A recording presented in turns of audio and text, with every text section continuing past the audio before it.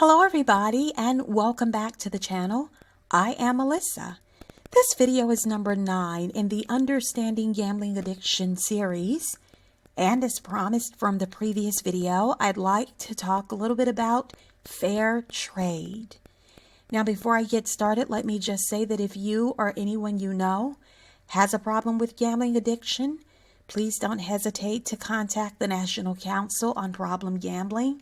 The number is 1-800-522-4700. I also want to shout out to one of my subscribers, Yam. Thank you so much for your email. I appreciate you. I'm glad these videos are helping you. I appreciate you so much. I appreciate all of you. And I want to thank all of you for subscribing and sticking with this series. I appreciate you to the highest. I would like to ask you all if you could do me a big favor and thumbs up this video. If you like this series, please give it a thumbs up. It helps the video to be viewed by more people according to this YouTube algorithm. So if you can thumbs this video up, that would be a big help for me. And I appreciate you all once more. I want to talk about fair trade and whether or not the trade-off that you're making as a gambler is actually fair. Because there is a trade-off that you make as a gambling addict, and you often don't realize that it's happening. What you do realize is that years and years have gone by, you are still gambling, your bank account is still low or possibly at $0, your bills are still overdue, and you're possibly still in debt. So what is the trade? The trade is everything in your life that you've hoped for, longed for, worked for, and prayed for. And all of these things are taken from you from the addictive behavior of problem gambling. So I think it's really important to discuss this trade-off because we're dealing with such a large addiction as gambling addiction. And of course, the trade becomes more obvious when the addiction is at the stage where you find that many sectors of your life are falling apart. So there are things in your life that are requiring your immediate attention. And whether or not it's relationships that you've abandoned, getting your bills paid, getting your house in order, getting car repairs done, taking that long overdue vacation, whatever it is, these are just some of the things that are affected and fall by the wayside in the life of a gambling addict. Some things need your immediate attention, but depending upon how long or how severe the gambling addiction is, you've more than likely abandoned many, if not all, of these things. See, this is all a part of the trade. It's a part of the trade-off when gambling takes over your life. So how many times have you returned to the gaming establishment and lost and have recognized that you can't keep the money that you've won? And how many times have you asked yourself, why do I come back here and continue to lose more money? How many times have you said, I need to use this money to pay bills, but I'm going to take a chance because I can turn this $40 into $80? How many times have you done that? How many times have you turned the 40 into 80 and still walked out of the gaming establishment with $0? And finally, how many times have you asked yourself, when does this all end? Now, I talked in the previous video about the sheer size of gambling addiction and how it takes up so much space in your life because whether or not you are there in the establishment, your mind is still on the gambling. So once it's set into the mind and the body as addiction, there is a preoccupation that is taking over your life. The logical mind that deals with reasoning is hijacked, and so your thinking is invested in the addiction. You're concentrating on how you're going to go and get the money back. And of course, when you go and get the money back, you still can't walk away with the money because there's an urge to continue to play until there's nothing left. You're using the gambling as a way to solve your problems, financial or otherwise. But I'd like to warn you again that gambling addiction is too destructive to serve as a solution to anything. There's no logical thinking when the addiction has taken over, because logical thinking would tell you it's better to quit while you have money. Get out of here, take the winnings and run. But no, you stay and you continue to play until you run out of money, because the logical mind is deactivated. So when you take your money and you go and gamble, and instead of investing it in retirement or grocery or paying down debt or buying yourself whatever it is that you need, you're spending your hard-earned money on gambling and all of these things that you actually need to do with the money. All of these things have been robbed from you from gambling addiction. So the question becomes whether or not this is fair trade. There's a willingness to put hope, and a lot of hope, into gambling, because when you go down to any gaming establishment, you honestly have a hope that you're going to win. You have a belief in that.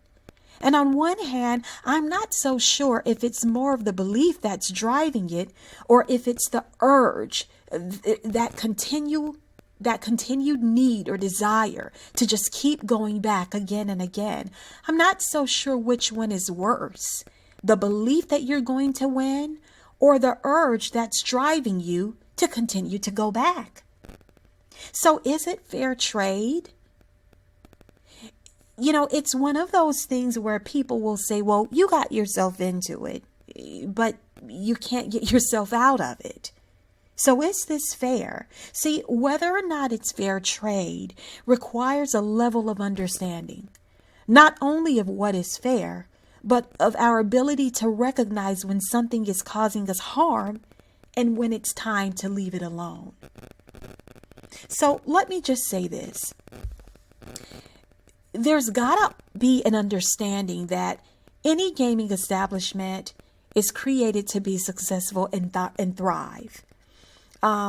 Any business is going to thrive. At least that's the goal, even if it's thriving at the expense of the gambler. So when it comes to winners versus losers, you're clearly the loser. You're going to lose in the end. They won't lose. They will close the doors before they lose, but they don't care if you lose. They don't care. Sometimes the gaming establishment, will say that you can fill out this paperwork and we'll ban you from the casino. But if you go back in and it slips through the cracks that you've gotten in there, they don't care about that part. But the waiver that you sign says, if you come back in and you win the money, we get to take the money that you win. See, guys, it's still all about the casino profiting. They don't care that you've gotten back in there, that you've slipped back in there and you're continuing to gamble and feed your addiction. They don't care about that part of it. They just say, sign this waiver that says that if you win, we still get the money. That shows you right there that they don't care about you. They just want the money. This is really sad, and it's not fair trade. So the house is designed to win. And you may think you're getting over on them, even if you win. But if you have a gambling addiction, you're going to lose that money 100 times over. And they know that. And they play it to their advantage. They don't care. So in my humble opinion, no, it's not fair trade. Because many people who begin to gamble, they have no idea or understanding of what gambling addiction is. They don't even understand what they're up against. Some of them don't even know that you can actually become seriously addicted to gambling.